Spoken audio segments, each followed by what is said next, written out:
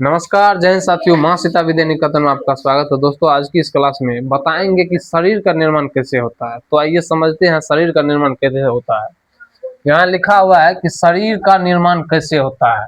शरीर का निर्माण, हमारा शरीर बहुत सारे कोशिकाओं से मिलकर बना हुआ है, यानी कि बहुत सारे कोशिका जब मिलता है तो एक उत्तक बनता है। बहुत सारा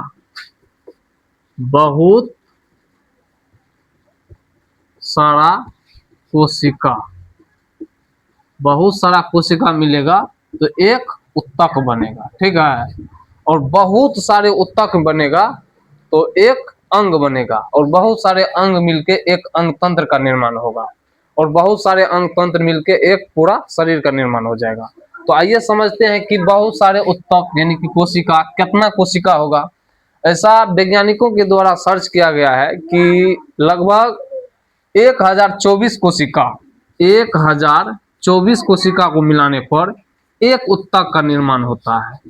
एक उत्तक का निर्माण होता है, यानी कि लगभग में बताया गया है। कभी कभी 10 करोड़ भी, 10 लाख भी, 10-20 लाख भी, इतना भी कोशिका को मिलाने के बाद एक उत्तक का निर्माण होगा।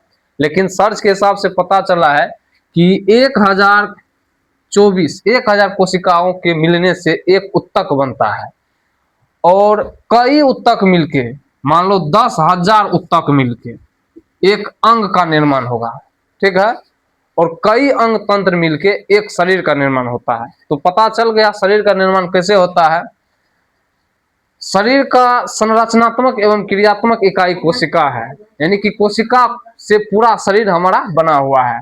मान लीजिए एक नाक बनाना है शरीर में, तो एक नाक के बनने में सबसे पहले तो एक उत्तक के बनने में 1024 कोशिका का जरूरत पड़ेगा, और 1024 कोशिका मिलेगा तो एक उत्तक बनेगा, और बहुत सारे उत्तक को मिलाने के बाद एक अंग बनेगा, और बहुत सारे अंग तंत्र को मिलाने के बाद एक शरीर का निर्माण होगा। आइए समझते हैं कैसे बनता है पूरा शरीर। देखिए, सबसे पहले कोशिका है, ठीक है।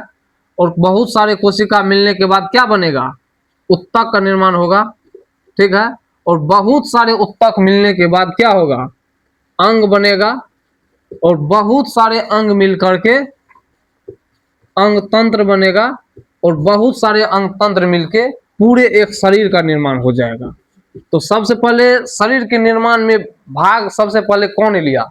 कोशिका लिया ना, कोशिका। इसीलिए कोशिका को शरीर के संरचनात्मक एवं क्रियात्मक इकाई कहा जाता है, ठीक है।